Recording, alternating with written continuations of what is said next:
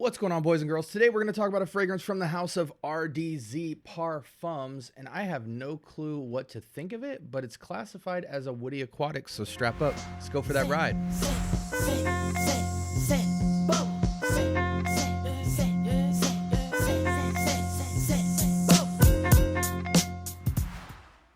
All right, welcome to the Scent Bubble. I am your host for the afternoon.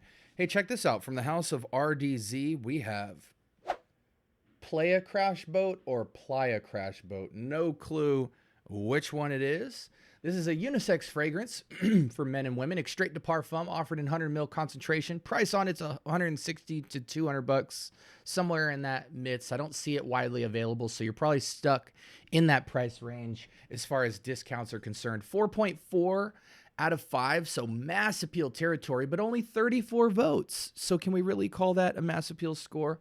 Take it with a grain of salt. Classified as a woody aquatic, launched in 2025. So let's see what it's hitting for. I'm gonna get out these Nishane test strips and give it a whirl. Put one spray on the hand because they've all been extraits and they've been extraiting. Woody aquatic, huh? I'm a fan of that profile. See how it is on the test strip.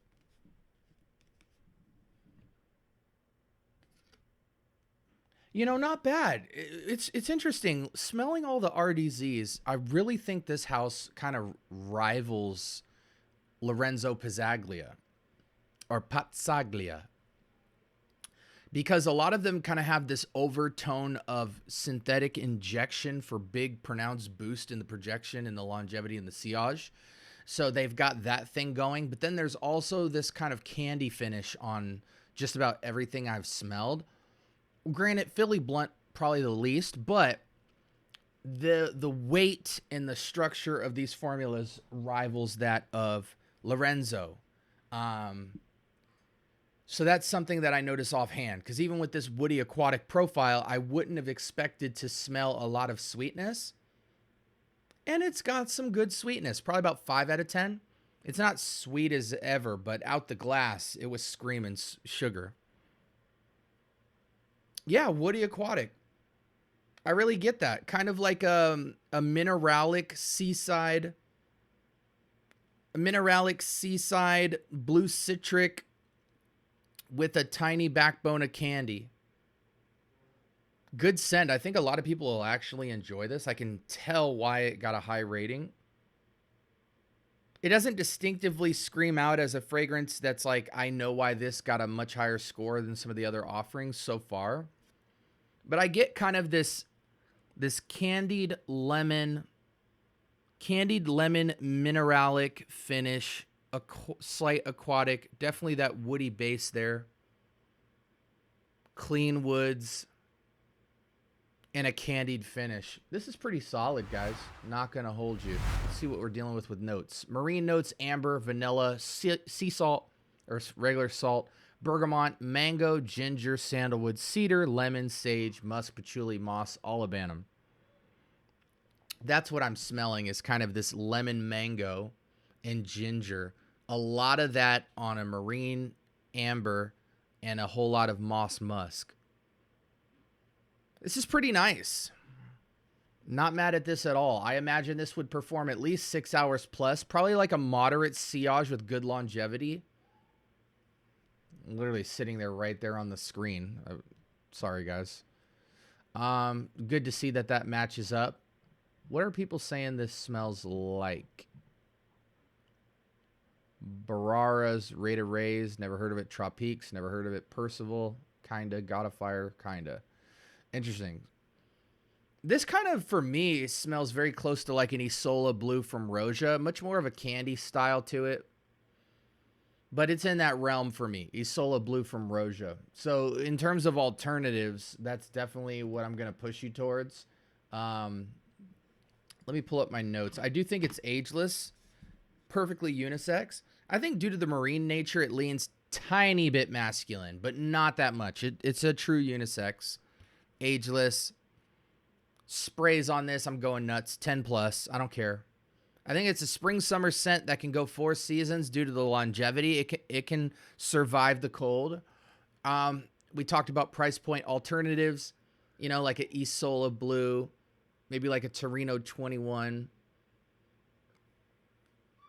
Lorenzo Pazzaglia has some scents in this wheelhouse, you know, the Dream Sea, the Black Sea. But that mango is really rich. I like this because this is more of a green mango than a super sweet mango. It's more tart than sweet. Actually, there's another alternative to this profile, much less niche feeling and a little bit less longevity, but Costa Carta or Costa Azul from Calidity Fragrances, you can get this pretty close. It would be like a 85% close to this, and those fragrances are only like $60.